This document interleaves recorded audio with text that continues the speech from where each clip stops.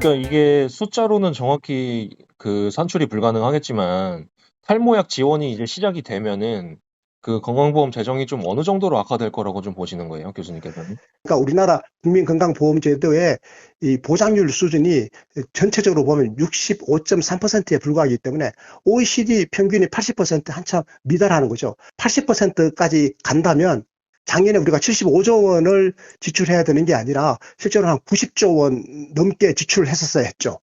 그러면 그 차액만큼을 우리 국민들은 더 부담했는데 주로 누가 더 부담했는가 하면 이게 의료비가 많이 발생하는 질환을 앓으신 분들이 상대적으로 더 많은 비용을 지출했겠죠. 가령 암 환자가 비급여 신약을 구입하느라고 수백만 원, 수천만 원을 자기 돈으로 지출했던 그런 분들이 계십니다. 그런 분들이 이 부담을 다 떠하는 거란 말이에요. 그 가게가 얼마나 심각하게 타격을 입었겠습니까?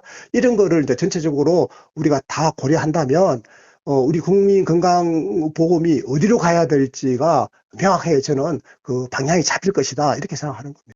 그런데 이제 탈모약의 건강보험 적용을 찬성하시는 분들은 탈모 치료가 이 단순 미용 목적이 아니라 이 사회적인 장애를 치료하는 것이다. 이것도 질환이고 그래서 치료를 하는 것이다. 단순 미용 목적이 아니다. 이렇게 주장을 하시는데 이거에 대한 반론이 있으신가요?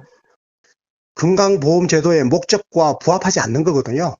국민건강보험제도의 목적은 제가 말씀드린 것처럼 생명이나 건강과 밀접하게 관련된 질환의 치료에 필요한 이 재정적 지원을 하는 겁니다. 이 탈모의 종류가 크게 보면 세 가지가 있습니다. 예를 들어서 기존에 있는 어떤 여러 가지 질환들, 예를 들어서 뭐 자가 면역 질환들 이런 걸로 인해 가지고 뭐 탈모가 이루어지는 경우가 있습니다. 그래서 이거는 이미 국민건강보험에서 지금 급여 항목으로 되어 있습니다. 이제 그런데 지금 그 이재명 후보가 공약한 것은 그게 아닙니다. 이제 두 번째, 세 번째 해당되는 건데 두 번째 해당되는 건 뭔가 하면요.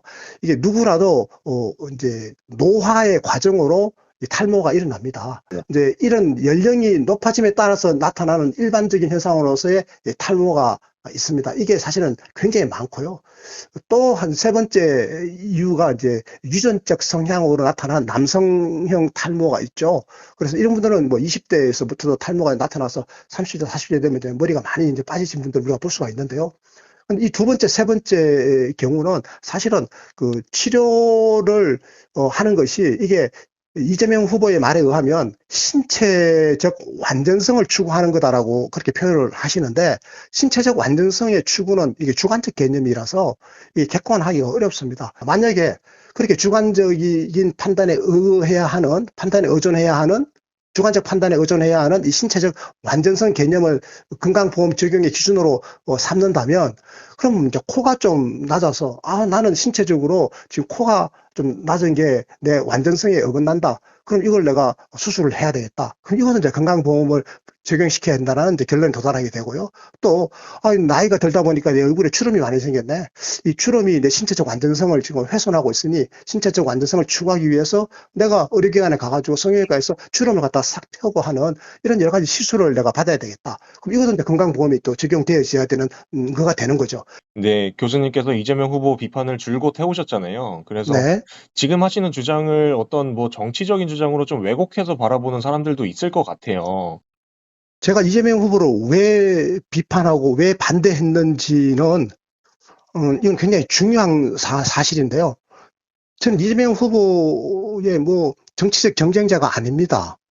네. 저는 이재명 후보의 정치적 경쟁자가 아니고 제가 이재명 후보를 개인적으로 미워하거나 싫어해야 될 이유가 하나도 없습니다. 그러니까 제가 기본소득 포퓰리즘으로 59조 원을 쓰는 것이 이 나라 재정 전체를 잘못 지출함으로써 보편적 복지국가로 가는 이 발전의 과정을 완전하게 차단한다, 방해한다.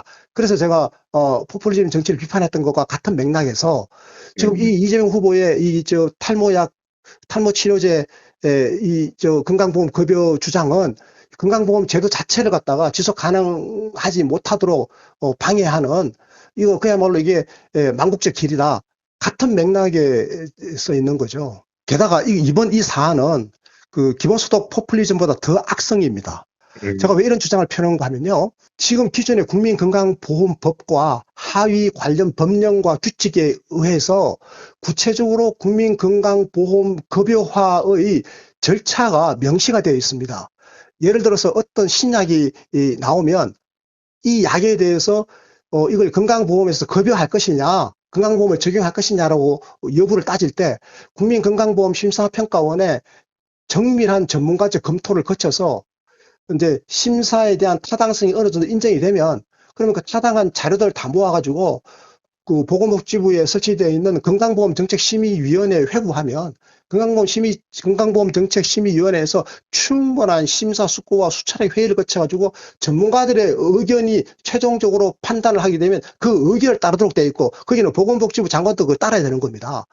그런데 이런 모든 그 법이 정하고 있는 절차와 규정을 다 무시하고 대통령이 공약을 통해 가지고 사실상 지시를 해버리게 되고 그렇게 해가지고 우선순위에서 저 하위에 있던 것을 우선순위 상위권으로 끌어올려 가지고 이걸 건강보험 급여를 해버리면 그만큼 재정이 그쪽으로 흘러가 버리기 때문에 꼭 필요한 필수 의료에 가야 될 재정이 그만큼 할당이 적게 되게 되면 결과적으로 암 환자 등이 신약에 대해서 건강보험 급여를 받아야 되는데 당연히 재정이 부족하니까 그게 신약이 급여로 못 들어오면 암 환자들은 그 비싼 의료비를 감당하느라고 가정경제가 파탄나는 일이 지속적으로 반복될 수가 있는 이런 거거든요. 그래서 이 불공정이고 독재인 거죠. 대통령이라고 해서 할 수 있는 게 있고 할 수 없는 게 있습니다.